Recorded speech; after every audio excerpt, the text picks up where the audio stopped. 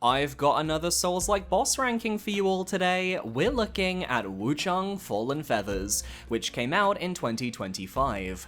A game with 5 unique weapon types with their own expansive movesets you can unlock via a skill tree, alongside a host of simple to use magic spells, and a focus on perfect dodging to build up charges to perform all your skills. This game's combat was a blast from start to finish. But do the bosses stack up? Let's find out. And please note, many of the bosses have traditional Chinese names. I will attempt to pronounce them as best I can in their native language out of respect. I'm Billy S, and let's jump in with... At number 23, we have the Tang Palace Maid fought at the Buddha Cliffs. This is not a boss fight, and she shouldn't have a boss health bar, instead acting as a tutorial for charged heavy attacks. She doesn't even see you when you walk into the boss arena, designed so you can get a free plunging attack on her and then get an obliterate strike follow-up. She didn't attack me afterwards either, she just stayed in one spot following me with her tracking while I strafed around and charged heavy to her back for a backstab. See, in Wuchang, many humanoid enemies and bosses are weak to a charged heavy to their backs. It can instantly break posture if you're positioned correctly, and became a core tenet of my gameplay. They have her as a boss so you don't skip this tutorial, so you understand how the charged heavies and posture breaking mechanics work, but that does not change that she is deservedly last on this list. At number 22, we have the Tang Palace Maid fought at the Tang Palace. Yes, another one.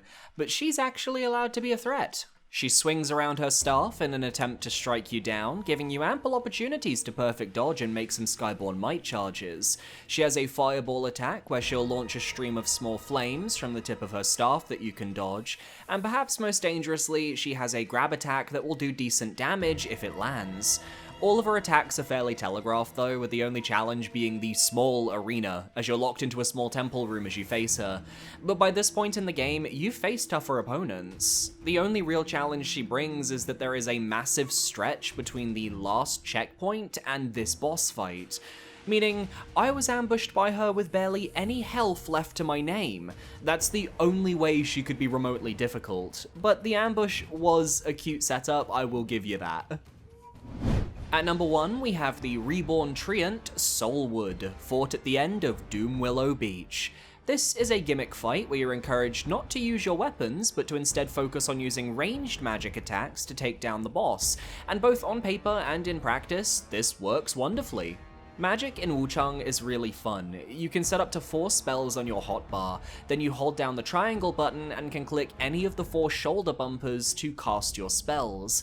You need the right amount of Skyborn Might charges, which are these little feathers in the bottom left, and then you can go to town. The whole area of Doom Willow had me using a brand new fire spell on most of the enemies here because they're weak to the burn status, and the giant sentient tree is no different. A majority of his arena-wide attacks are pretty easy to dodge because they're heavily telegraphed. He'll leave his arms on the ground after attacking, similar to fights from Soulspawn like Ceaseless Discharge or Old Iron King. The only real problem point here are the babies he can summon, skeletons that are up from the ground to grab you and keep you chained down so the boss can actually land a hit. Luckily, they can be killed, and if you have any of the Skyborn Might upgrades that give you charges for doing regular 2 or 5 hit combos, you'll never run out of mana for your spells, bringing that boss down pretty quickly. Magic is fun in this game. I appreciate Soulwood for teaching me that fact. He may be 21st, but I genuinely have zero qualms with him, I just prefer the other fights. At number 20, we have Feathered Priest Liu Bingzhang, fought at the top of the Shu Sanctum. This is the first boss with a focus on magic over regular attacks, and he wrecked me right out of the gate. Besties, I was not prepared, and it doesn't help that his attacks deal corruption damage, which is this game's equivalent of poison. But because of his stature, he is quite frail, and most of his attacks are actually well telegraphed.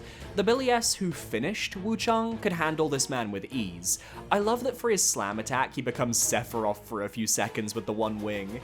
He has homing projectile orbs, a spear attack that he can snipe you with from afar, and he can create toxic pools on the arena floor that build up your corruption meter. He's basically designed to pressure you and ensure you don't have a moment to think calmly, especially given this is the first enemy you face in the game with this type of moveset. The last few bosses and a majority of the enemies you face on your way to Shu Sanctum are regular villagers and melee fighters, so taking on a magician of sorts is a real change of pace. Ultimately, he's not terribly tough, and on a replay I'm sure I'd take him down extremely quickly, but he provides a nice challenge for new players, and even if I don't find him particularly memorable, I still respect it. At number 19, we have the Nightmare Demon fought in the Worship's Rise in Ruins. This is one of the first bosses you encounter when you hit the endgame, who takes the form of a demon that looks exactly like you. This creature has shown up time and time again throughout your adventure, sometimes as an NPC you can talk to, sometimes as an invader that you have to fight off, and she can even appear as the manifestation of your fallen currency from a previous death. It's because of these constant encounters with her though that I feel the Nightmare Demon doesn't hit for me like she does for others. I was sick of fighting this enemy type, and because she's immune to being staggered, you have to play extremely carefully to do any damage without consequences. Luckily, the Nightmare Demon can still be knocked over with a solid hit, which allows you to pile on the damage, but the skill ceiling for this fight is immense and just doesn't complement my personal playstyle. I do love that she switches between 3 distinct weapons for this fight, starting with a pair of fast-hitting dual blades, then switching to a large axe with a cannon attached to the bottom, before finally settling on a longsword with magical properties. It was fun to learn all 3 of these movesets, even if I never felt like I truly mastered any of them.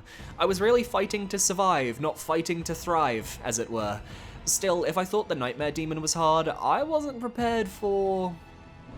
At number 18, we have the Demon of Obsession, fought in the Shrine Dwelling of the Bo Capital. This is the final fight against the inner demon that we just talked about in the previous entry. She represents Wuchang's obsession with wanting to revive her deceased sister, Bai Yu, and you can see this throughout the game as she becomes slowly more manic with every appearance as an NPC. And from a story perspective, this final encounter is very fitting and well designed. In fact, like the previous fight, the Demon of Obsession has an incredibly high skill ceiling, and players who have mastered, and I mean mastered, the combat of Wuchang Fallen Feathers will likely find this fight to be exhilarating, especially as she, I believe, has the most HP of any of the bosses. She still can't be staggered, so I focused on status effects like Burn to bring her down, or you can use the Echo of Zhao Yun, which you can get from finishing the questline of the White-Robed Elder, which does insane damage at close range. I never figured that out though. One of my chatters told me it was useful, and I noticed it would stun the boss, but I thought the stun was the effect because I always used it when she wasn't close enough. I never experienced the damage, instead using the Demon Bane Strike spell for my run, which was able to knock her into the air and stun her for a few hits. Cheesy, yes. But when she's whipping out a moveset that consists of every spell you can possibly learn in the game, you learn that cheese isn't that bad. Look at my mac and cheese from the other night. This cheese can't be that bad. I actually really love seeing her using all of these magic spells that you learn throughout the game, as it really tests you on your knowledge of how these spells work and how to dodge them. I could see the Demon of Obsession being more fun for me on a replay, but for my first playthrough, I was just so done fighting this specific enemy type that I was a little jaded and definitely exhausted by the time I beat her. At number 17, we have Lu Hongliu, fought in Worship's Rise. Throughout the first area of the game, there are many NPCs who make reference to this character, so I was quite excited to find and fight her. And what I got was a sick-ass design. Oh my god. The beak protruding from the ripped open jaw is insanely grotesque imagery. She charges and swipes at you with claws and savage jumps, a moveset you see a lot of with the quadrupedal enemies of this game. She can also fire streams of blood like a laser in both horizontal and vertical directions across the arena, which you can dodge for some skyborn might. A lot of bosses have these laser attacks, I noticed during my playthrough, but Lu Hongliu was the first, and it made her fight unique for the time. At half health, she enrages, firing her blood beam at a wider range before turning directly on the player. It does a lot of damage, which is why I died a few times to her, but ultimately I felt she was a fair challenge and surmountable, which is exactly what I want from early game bosses. Just be careful of her roar. If you're too close, it can stun you, forcing a QTE you have to complete to gather your senses. This is before you get the talisman that can make you immune to those roars, as that comes in the next area of the game. I will say though, Lu Hongliu may have been a fairly middle-of-the-road boss fight, but her story is heartbreaking. Her father was the town's gravekeeper, burying all the corpses until he lost his wife during childbirth and his newborn daughter soon after. He resurrected her with a ritual involving human flesh, and she grew up to become this monstrosity. The townsfolk burned down their home, killing their father, and causing Lu Hongliu to go on a rampage, ultimately leading to her being imprisoned in the courtyard where we eventually fight her. She was just a child, cursed by her father's grief to live a life she didn't want. You gotta have that tragic lore to be a true Soulslike. Anyway, from one tragic resurrected baby to another, it's number 16, monstrous toddler Bai Kru. You face this boss at the start of the game as a surprise tutorial fight, but it's one you're intended to lose. It's not until the end of Mount Zhenwu, when you reach the Ferry Outlook and the Bai Mansion beyond, that you can face Bai Kru for real and take him down. And to be honest, his fight doesn't do that much for me. Bai Kru spends most of the battle hopping around the arena trying to claw you with swipes and slams that are fairly telegraphed. He has the ability to manipulate the arena with a powerful roar attack that sends tentacles out to his front, he can fire water projectiles that you need to be careful to dodge, and he has a jet stream of water he sprays horizontally around the arena. To put it bluntly, his moveset is nothing we haven't already seen, and the only reason he's perceived as threatening is because he has an insanely high health pool that makes him extremely tanky. I used up all my healing during this fight, yes, but at no point did I ever truly feel in danger of losing. I was being greedy and trading blows because I knew eventually it would work out in my favor. It's really his story that lands him above Lu Hongliu despite them basically being the same fight, as Bai Kru is the resurrected brother of Bai Yu and Bai Wuchang. Yes, this creature is your family, and it's up to you to kill your own brother from the curse placed upon him by our father. In that sense, the fight is incredibly sad, and is punctuated with quotes from Bai Yu interspersed throughout the combat. However, the fight itself is middle of the road and lacks that pivotal moment that makes me think, this is what makes this boss unique. At number 15, we have Feathery Ambition Xuanyangzi, the final boss of the game. Now, despite being fairly low in my ranking, I don't think this is a terrible final boss or anything. I just think there are other endgame fights that feel more climactic and interesting to fight. The Taoist who saved you at the game's beginning is now the true final boss. He morphs into this horrific bird-like creature and begins regaling you with the world's most annoying monologue I've ever heard. I was using the English dub for my streamed playthrough, as it was helpful for people who had my streams on in the background and still wanted to hear the story. But Xuanyangzi's voice actor, he tried his damnedest, but I just didn't get those threatening vibes from him. He felt like a pathetic character, one who was desperately clinging to this ascension and making it our problem for no reason whatsoever. He flies into the air and slams down at you, sometimes he'll summon lightning for multiple flybys, he's got the spin attack where he spins his whole body around twice to knock you over, and then combo that with far-reaching lasers in a pretty intense close-range melee combo game, and you've got a boss that can overwhelm your health bar. Though really, only his melee combos are an actual threat.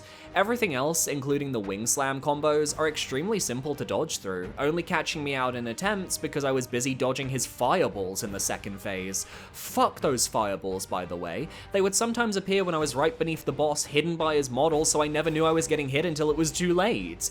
And also, the giant waves he summons mid-fight suck. I'm not the biggest fan of bosses using these cinematic moves that you just have to wait out at the side of the arena. Thank goodness my burn build was set up, because Xuanyangzi was decimated by it once I got the moveset down. I think my problem is that this doesn't feel like the final boss. It doesn't even have two phases, despite many other boss fights in the game getting that distinction. I also think the choice to end Wuchang with a fight against a giant grotesque beast, while it makes sense with the story, doesn't lean into the strengths of this game's combat system. We really needed a fight like Zhao Yun or Zhao Yun to give us that final test for our ending. Basically, we needed an Ishin Ashina, but instead we got an Elden Beast. Not a bad fight, just mute the boss and fuck those fireballs.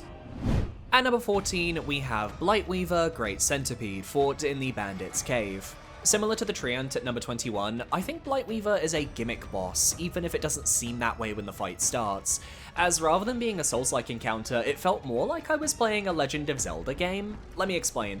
Dotted around the arena are these charged pillars filled with electricity. By causing the Blightweaver to smash them, you stun the boss for a period of time, allowing the opportunity to do a healthy portion of damage. His attacks are fairly telegraphed, and you can genuinely panic dodge most of his combos without issue. When he goes underground, you can avoid the pincers by dodging when an orange glow appears beneath you, and the only attack you really need to watch out for is his signature magic, where he summons a yin-yang sigil with 6 lasers that then fire at the player from across the room.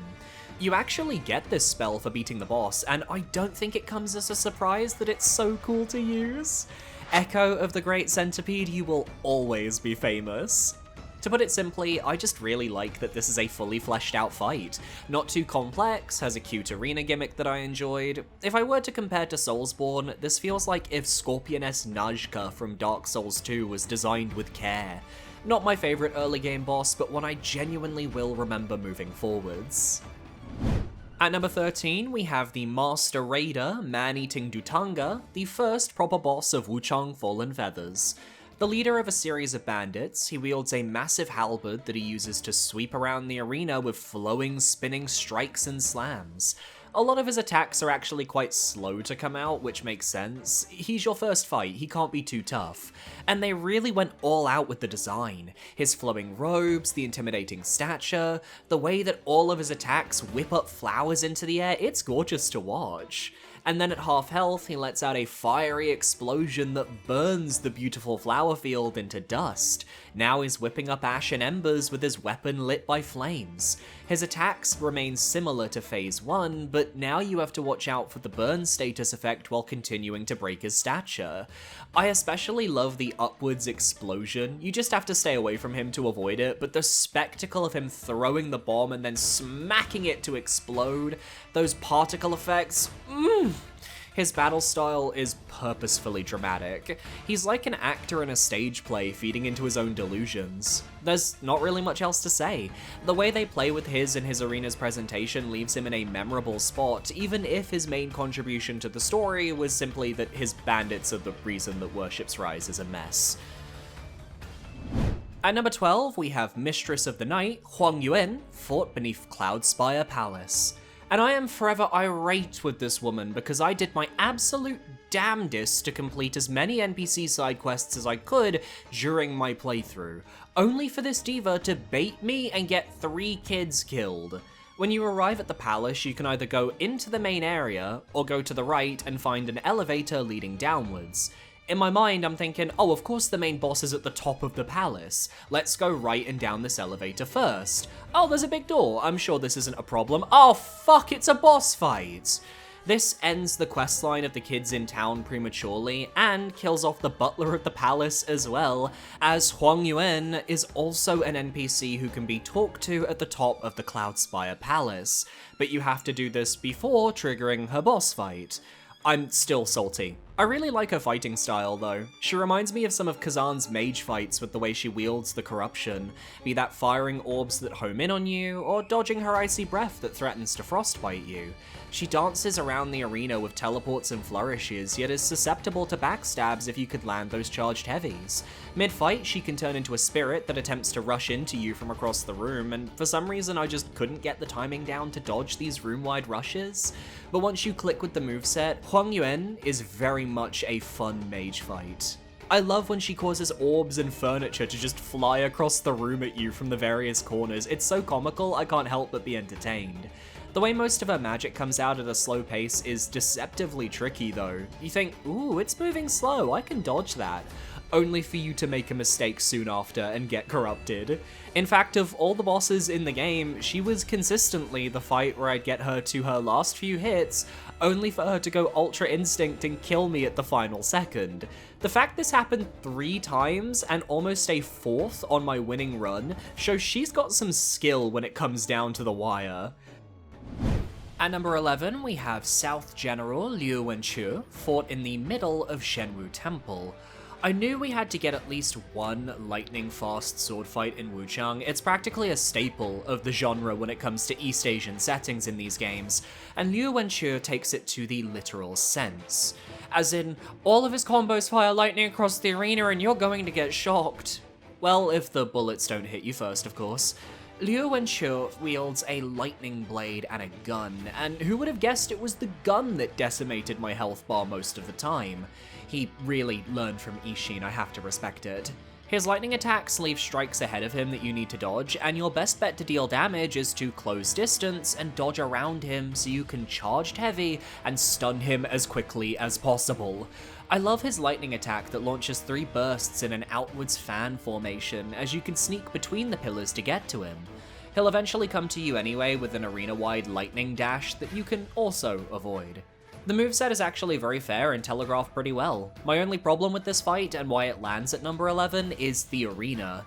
There were moments where he'd find his way into one of the various alleys, which made dodging his attacks a lot more difficult because of the lack of breathing room.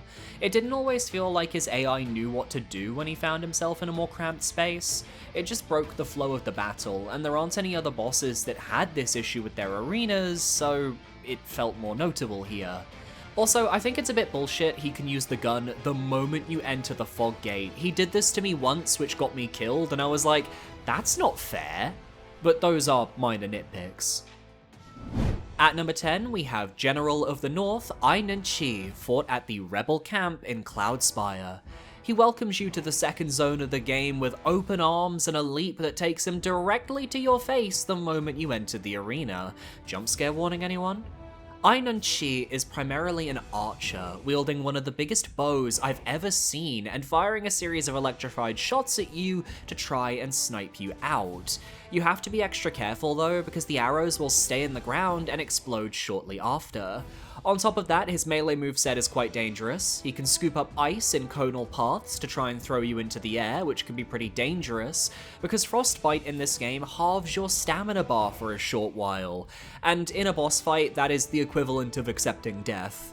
Midway into the fight, his moveset enrages by imbuing his attacks with fire. That's right, fire, ice, and electricity. This man has more types than he knows what to do with, and his mobility in the second half turns up a notch.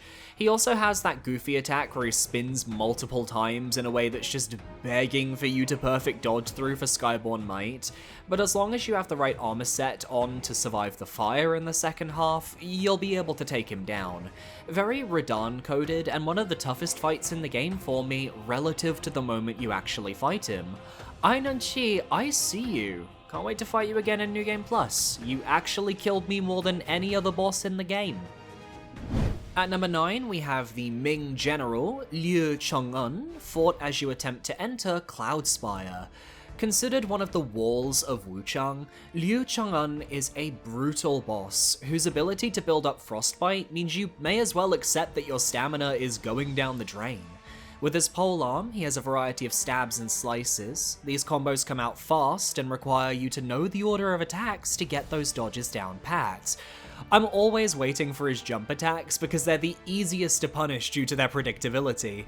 That and his arena leap in the second half that he always follows up with 2 extra spins that you can easily punish if you're on point. It's all about finding the combos you know you can attack back with and just getting away from the combos you know you can't handle. Just don't get caught in his grab, because he will execute you in front of the camera and he will do it stylishly. Beyond that, I think Liu Cheng'en's fight doesn't quite go far enough to land higher on this list. I was waiting for at least one move that would make me go, holy shit, that's his defining moment. But he never quite got there. He's very similar to Liu Wenxiu in the sense that they almost feel like filler bosses who are fun, provide a quick intense challenge, but who serve absolutely no purpose to the story that I could discern. But hey, he got a lot of people mad at him on Reddit for being difficult, and that's a metric that matters in 2026. At number 8, we have the Dragon Emperor Zhu Youjian, fought in the Burning Cave. This is a two-phase boss fight that starts with the Reborn, a creature that I can't help but note looks scarily similar to the Moon Presence from Bloodborne. He attacks with swipes of aggression while using his left hand to punch the ground due to its increased stature. He's got AoE elements with how he can lift up the icy floor to damage you, and his tail can actually slam downwards if you're attacking from behind, meaning it's best to stay on his sides. He's got one attack where he summons a red mercury shower, but I found it better to just power through it and keep attacking. It does minimal damage, so trading blows here makes sense in case you're like me and running a status build. See, in this game, you have a special item called a Temperance that allows you to imbue your weapon with various effects and status ailments. It's like the special grinder from Lies of P, and it can be a game changer for combat, especially with bosses. Once I started playing aggressive, getting the Dragon Emperor to phase 2 was a piece of cake. Smash, by the way. The Dragon Emperor is also one of the D&D girlies because bro is holding a giant D20 in one hand. Give it to me, I want to roll it now. He gains a sword that he uses to do various melee attacks, while his D20 can create explosive trails in the air similar to Estelle from Elden Ring. He can end certain combos with a sword stab to the ground, causing an eruption of blades from the floor below, and he can teleport around the arena to boot. Yet I definitely think his second phase is easier to handle overall. There's less impulsiveness in his moveset, it's more measured, with the boss becoming more predictable as a result, and he has so many more openings between attacks to trade damage. Just look at how much I decimated his health bar on my winning run because he liked to stand still between strikes. The design is sick, the boss is really cool, and I was very satisfied with my experience. Not the best fight in the game, nor am I particularly familiar with the lore of who this character was or why he was here, but he left an impression. A D20-shaped impression. At number 7, we have the Bow Magus, fought in the Bandit's Cave while Worship's Rise is in ruins. She's taken over the chamber where we last fought the Great Centipede and now plans to use her magic to kill us for her god as a sacrifice. And you know what? I went into this fight assuming I wasn't going to like it, but by the time I was able to deal the killing blow, I thought, that wasn't that bad. For a Magus, she naturally has a host of different attacks that she can break out, from her powerful Mercury Spear, which she often follows up with a Wind Dash of her own, to her various fireballs and feather attacks she uses at range. She can summon the echoes of enemies to do sweeping attacks while she plans her next move, as well as summoning skeletons that grasp you from below ground to hold you in place for her. I definitely think her Corruption Flames are the most dangerous ability in the first half. They're basically guaranteed either corruption as a status or a fuck ton of damage against you if you get hit. Midway through the fight, she also gains the ability to coat herself with a magical barrier, which can only be broken either from a series of constant attacks or through spells of your own. At this point, she'll also begin using a devastating series of sword combos that will eat your health if you don't know how to dodge them. They killed me more than anything else in her moveset, and she has enough combo variations that I couldn't always predict which one of these sword swings I was avoiding at any given time. I fought her across 2 separate live streams, and in the first live stream, it was towards the very end. I was in a rushed state trying to kill her as I wanted to beat her before I turned off. Upon returning a few days later and fighting her again though, I found all her mechanics to be really fair to face and fun to fight, with the only exception being her special nuke she uses cinematically at points during the encounter. You just run to the edge of the arena and that's that. There's no strategy to avoiding this attack, it's just a giant time waster, and a surefire blemish on what's otherwise a fantastic fight. I know mage bosses aren't the rage with most Souls fans, hell, I've been like that today with Demon of Obsession, but I've always found them fun to champion, and I think she's a real good one once you get into her moveset. At number 6, we have the perfect bride, Fang Ling, fought in the depths of the Red Mercury mines of Cloudspire. From what I've gathered, Fang Ling is considered one of the best fights in the game by most fans of Wuchang, and you know what? I understand. Her first phase is actually one of the best human fights in the entire game.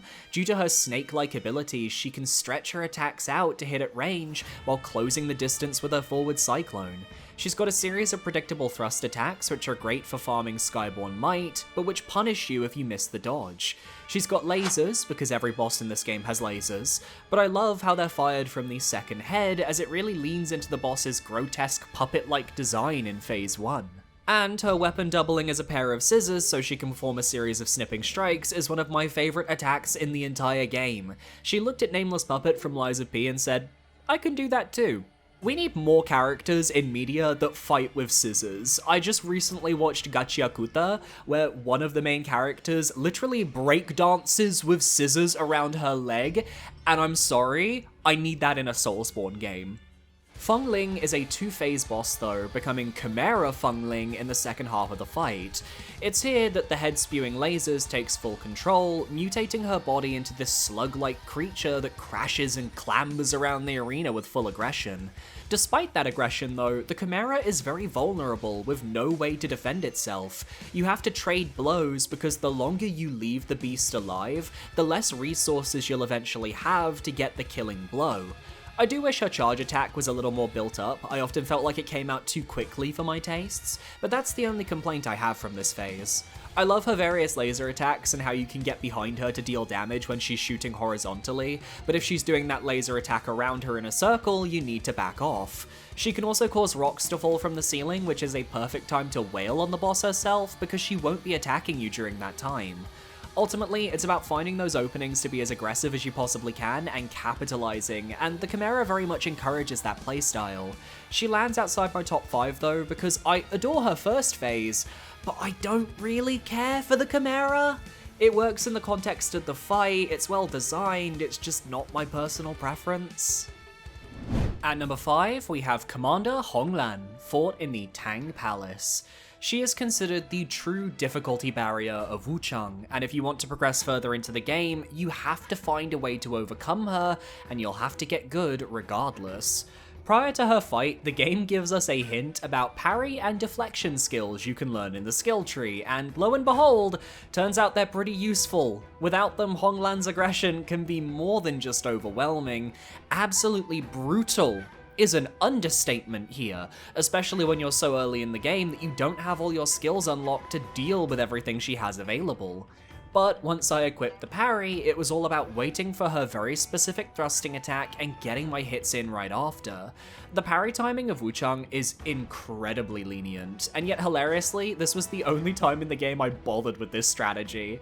Every other fight has the perfect dodge style of gameplay work wonders. It's only Honglan who forces you to change up your strats. Things get a bit tougher mid-fight when she begins throwing wind slices your way and mixing up her combos. I always waited for the one where she rose up into the air for a slam, as she'd always be vulnerable right after.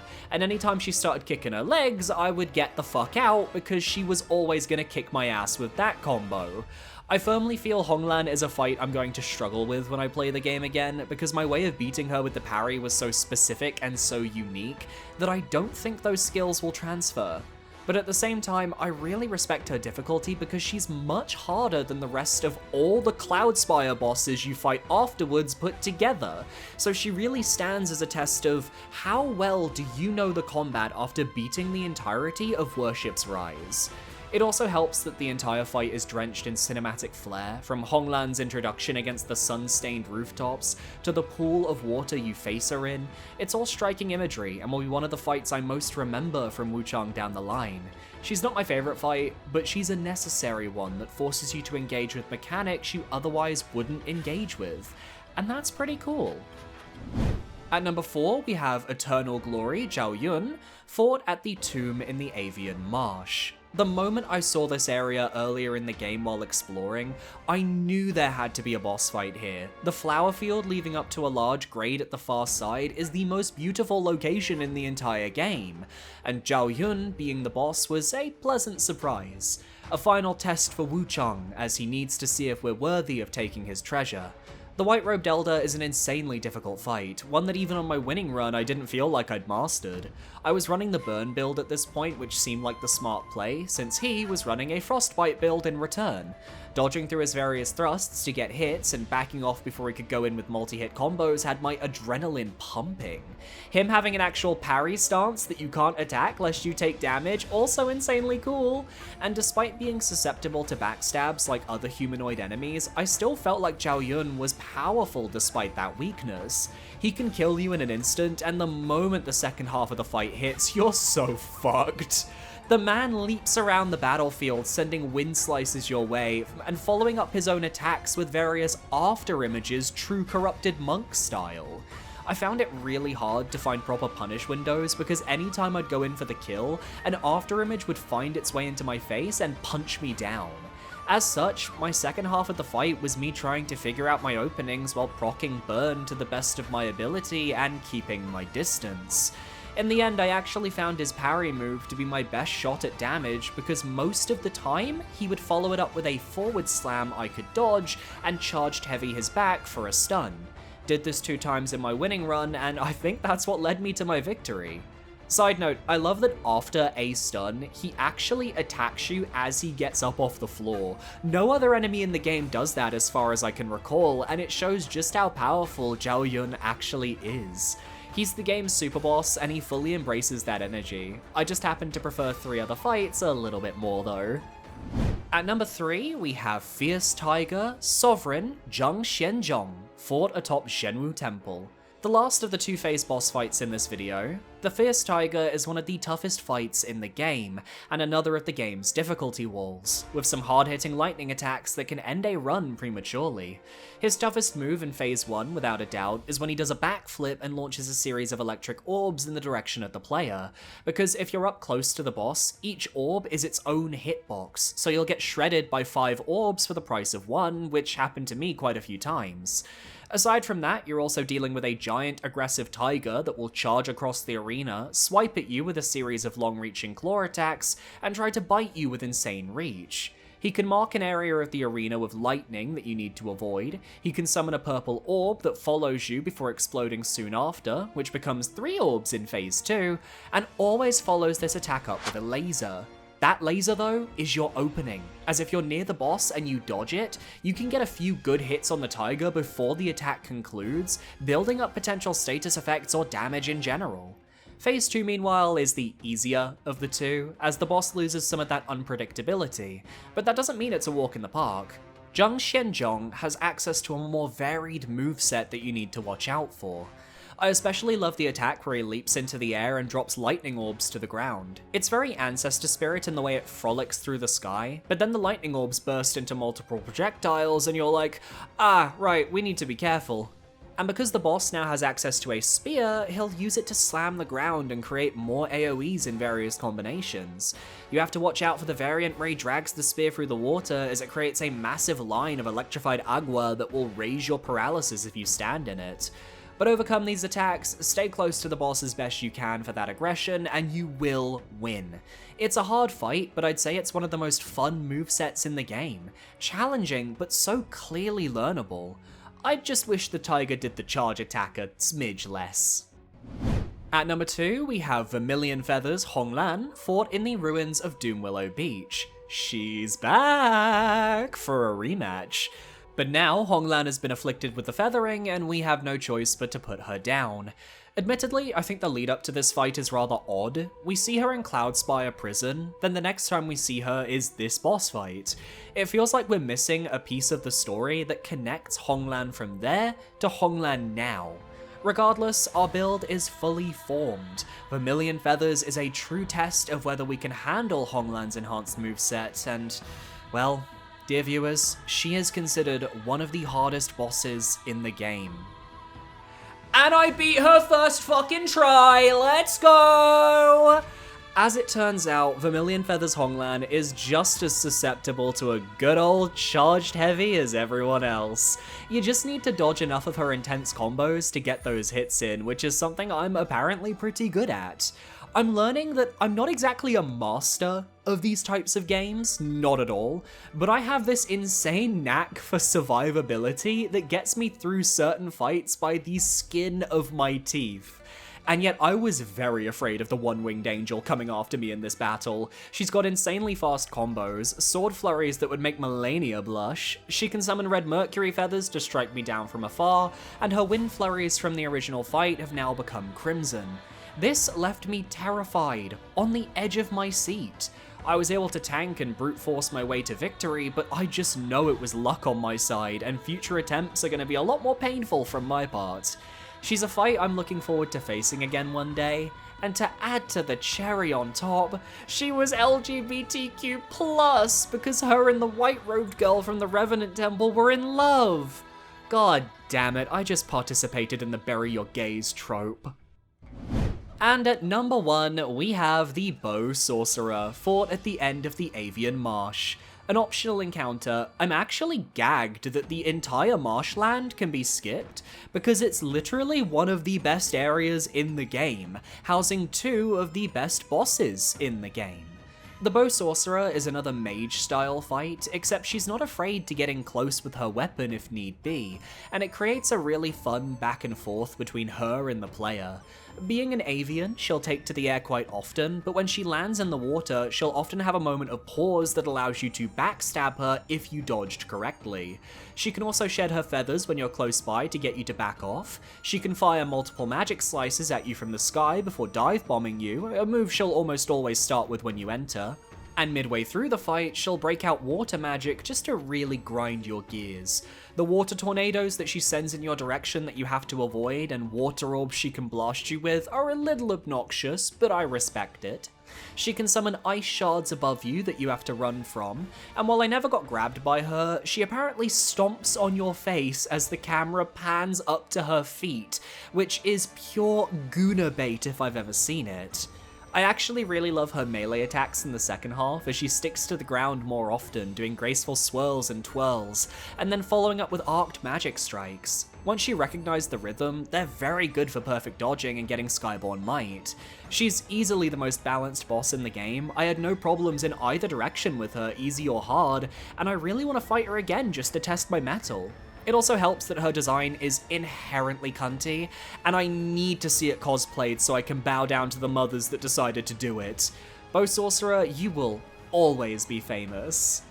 And that's my list. Which Wuchang Fallen Feathers boss is your favorite? Let me know down below. And be sure to parry that subscribe button. We're almost at 40,000 subscribers. We're so close. I'm so excited.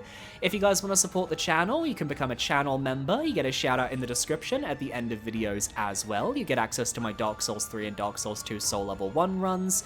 And it's just a nice way to help me out. If you want to follow me, I have a Twitch, I have a Blue Sky, and I stream every single week here on YouTube. I might be streaming right now. Come say hi. Thanks for watching. Adios.